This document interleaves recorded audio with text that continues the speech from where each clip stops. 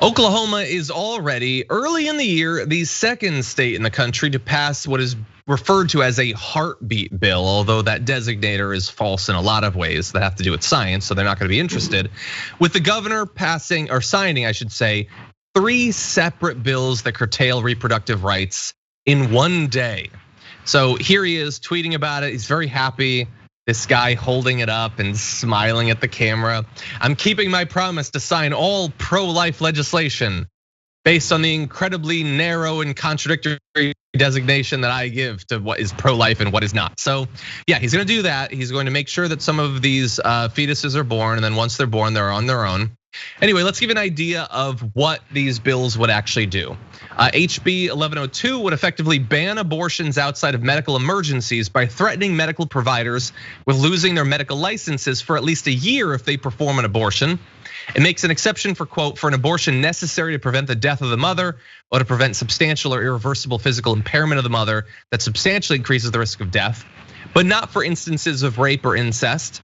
It's always a fun game to play with these conservative states, which of those they'll allow and which they won't. It's become more common recently, trendy to not allow exceptions for any of those. So are they not merciful? HB 2441, the heartbeat bill, would require ultrasound checks for a fetal heartbeat and would ban abortions if one is detected. It makes exceptions if there is a, quote, serious risk of substantial and irreversible physical impairment of a major bodily function to the pregnant person, but again, not for instances of rape or incest. And let's pause there for just a second. The heartbeat bills have become very trendy for anti-abortion advocates recently because it is a designation that allows you to ban abortions much earlier. So if you had previously done bans at 20 weeks, like an actual date, or 15, and you want to get it lower, then just find something that happens around 6 weeks. And so that's what they've done. The issue with the heartbeat bill, I'll give you my issues with that, but I want to make sure, Adrienne, what do you think about the first that we've talked so far? And then bear in mind, there's another one coming. Well, I think this is just ways in which these states are trying to get Roe v. Wade in front of the super conservative court to get it overturned, because they want to limit essentially a person's right to choose what to do with their body when it comes to whether they wish to go forth and multiply.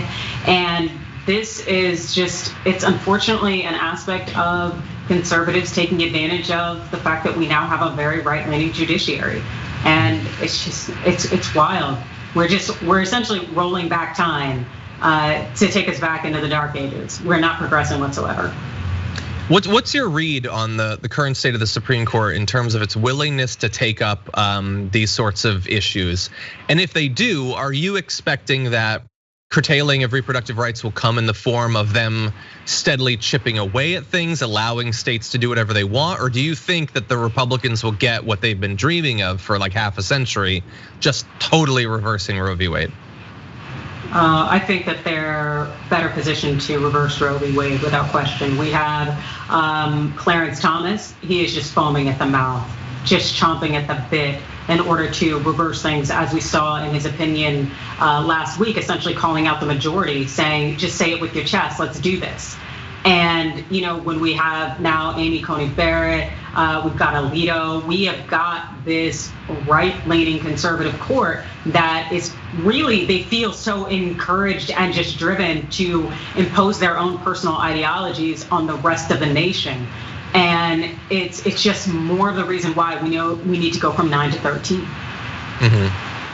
Yeah, definitely a fear. And the challenges or the things that could potentially work their way up are coming fast in multiple states. It's entirely possible that could finally happen.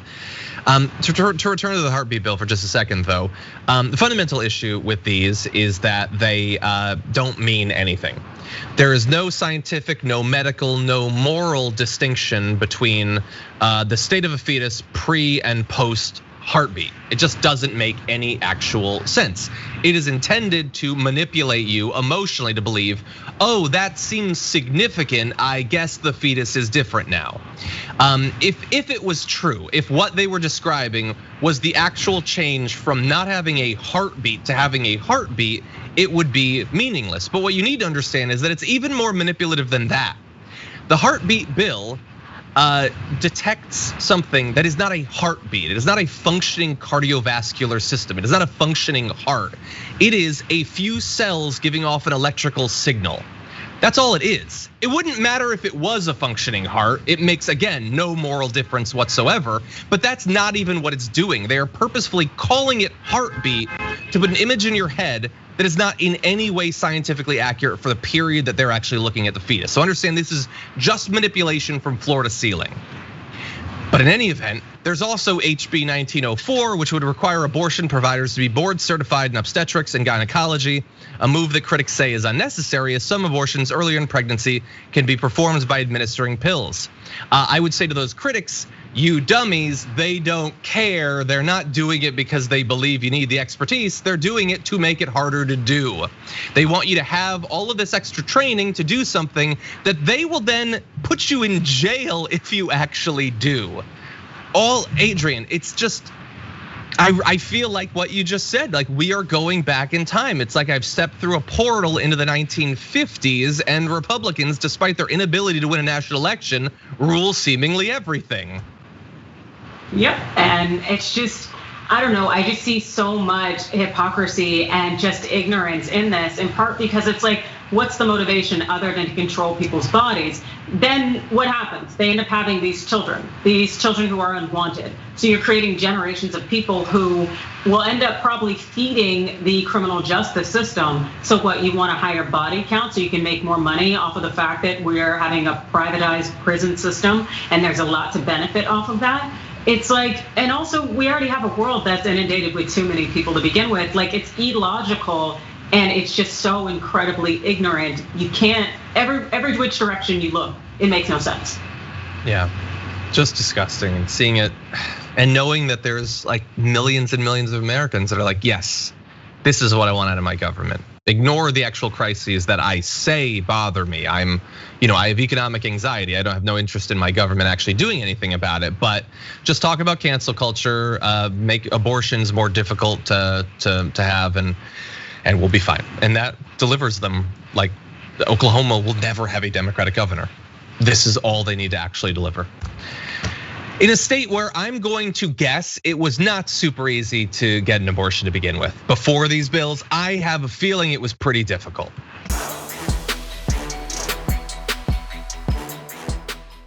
For more political news breakdowns, interviews, stories of activism, and me trying my hardest to care about the occasional big celebrity news story, subscribe to our YouTube channel at youtube.com/The Damage Report. And you can ring the bell wherever it is so you don't miss anything.